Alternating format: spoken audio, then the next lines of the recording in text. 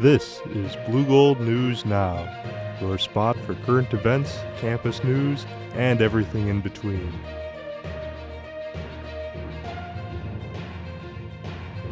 Now, live from Tower's basement, it's BNN with our hosts Alex Rubio and Marissa Day. Good evening, I'm Alex Rubio. And I'm Marissa Day.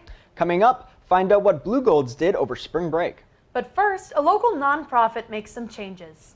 According to UW-Eau 13 News, Eau Claire nonprofit The Community Table has made some upgrades and is expanding its facility. Representatives from the nonprofit told UW-Eau that their goal is to expand into an available 600-foot space next to their current location, adding a pantry and a new cooler to be able to continue to serve the Eau Claire community. The project began in January of this year, and Community Table Executive Director TJ Atkins is hopeful that renovations will be complete by the end of April this year. These necessary renovations will make the space easier to navigate for the many volunteers and staff who make the Eau Claire Community Table possible. On April 16th at 5 p.m., the 2023 Choral Union Concert will be featuring the University Symphonic and Concert Choir, as well as the Symphony Orchestra. Conducted by Dr. Frank A. Watkins and Dr. Christopher G. McGinley, the Choral Union is hoping to provide the show of the semester to end the concert season. Tickets for the show can be found at pablocenter.org, pablocenter.org, for $7 a student. Adults can buy tickets for $13.50. If you enjoy the live concert atmosphere, check out the Choral Union concerts on April 16th. Over spring break, many UW-Eau Claire students accomplished amazing things, traveling across the country, volunteering, competing in athletics and arts competition, and spending time with family and friends. As Blue Golds returned to finish off the rest of spring semester here on campus, TV 10 reporters got the inside scoop on what Blue Golds got up to on their much-needed time off. Spring break here at the University of Wisconsin-Eau Claire provided time for both staff and students to rest and relax and be able to finish off the semester strong. BNN reporters set out to see what Blue Golds really were up to this spring break. Bridget Maxwell, a student at the University of Wisconsin-Eau Claire, gave us some insights to what she was really up to during her spring break.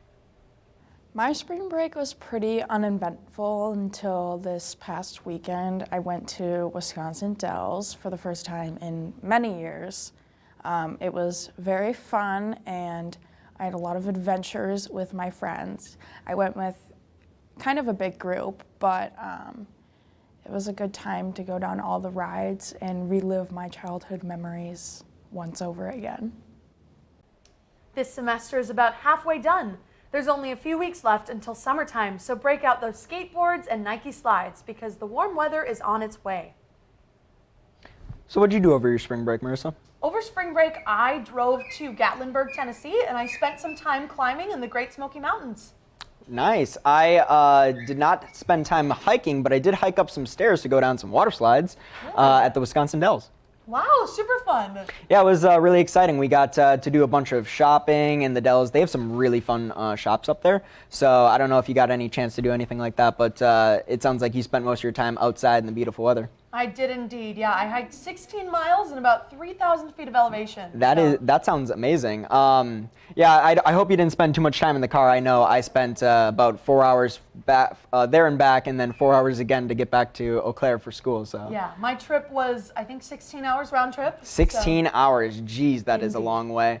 Actually, a few weeks ago we had talked about the Outer Banks, and initially I was going to be going there for spring break until some plans changed, as they do. But that would have been about a 19-hour trip, so we would have been about even there, but I think you have me beat with the driving. But that is something I am okay with because I would be napping most of the time. With basketball season coming to its end, an exciting group of athletes made an appearance at our very own Zorn Arena. BNN's Evan Claymore has the story. Thanks, Alex and Marissa. Friday, March 17th, the Harlem Globetrotters spent the evening here in UW-EC's Zorn Arena demonstrating their unique style and skill on the court. Half basketball, half performance art, the Harlem Globetrotters have been playing at arenas worldwide for over 90 years. Although they have played in Eau Claire a few times before, this past week marked their first visit to UW-EC's own Zorn Arena. The Globetrotters style famously blends basketball with theater and comedy in a way that can make their games enjoyable for everyone, even non-sports fans. I spoke with the event's manager, Nicole Randoni, to find out more. Well, they're a basketball team. Very good athletes, but also really funny. They have a theatrical sense to how they play their sports. So it's a family-friendly.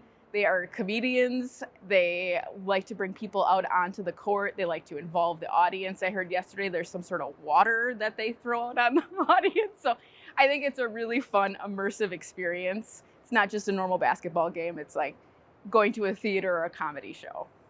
For basketball fans and non-fans alike, the Harlem Globetrotters' visit to campus on the 17th was not one to be missed. Back to you, Marissa and Alex.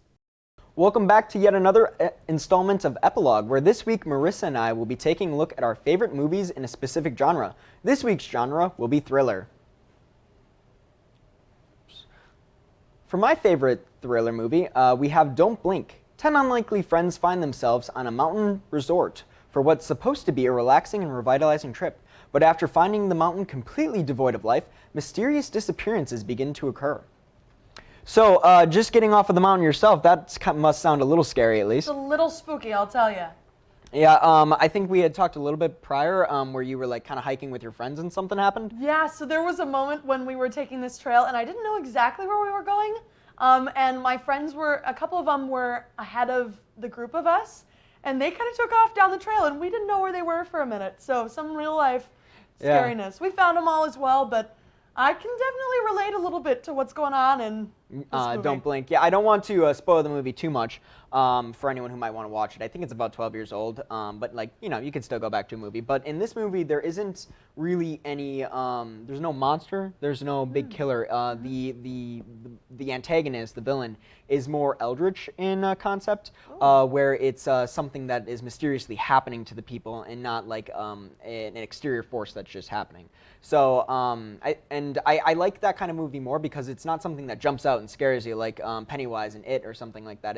It's something that makes you think, which I think actually relates to your movie. It definitely does, yeah. I chose Get Out as my thriller for this week.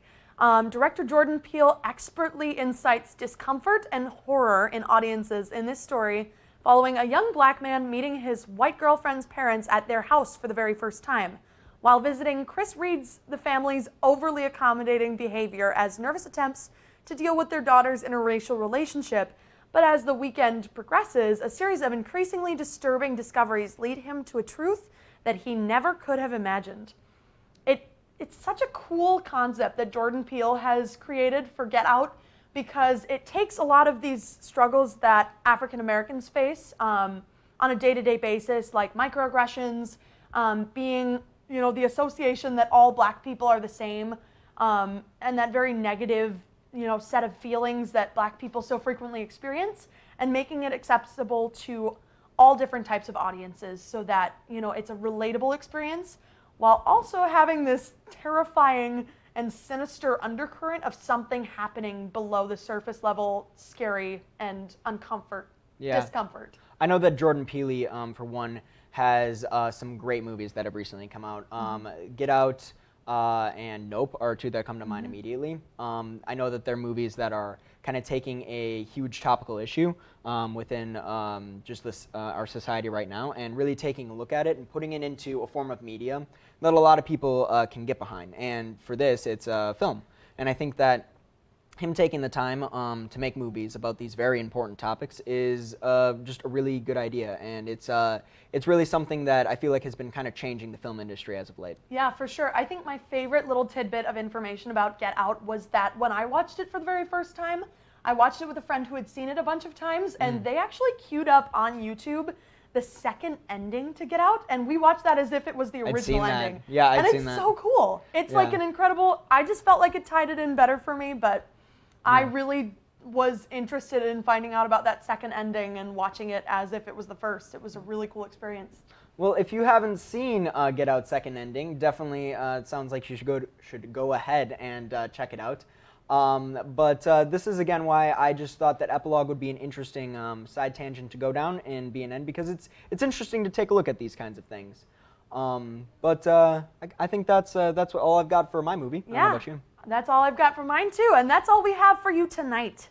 Join us next week for your latest news updates and weather. Make sure to check out TV10 on Instagram, Twitter, TikTok, and subscribe to our channel on YouTube. I'm Marissa Day. And I'm Alex Rubio. Thank you, and good night.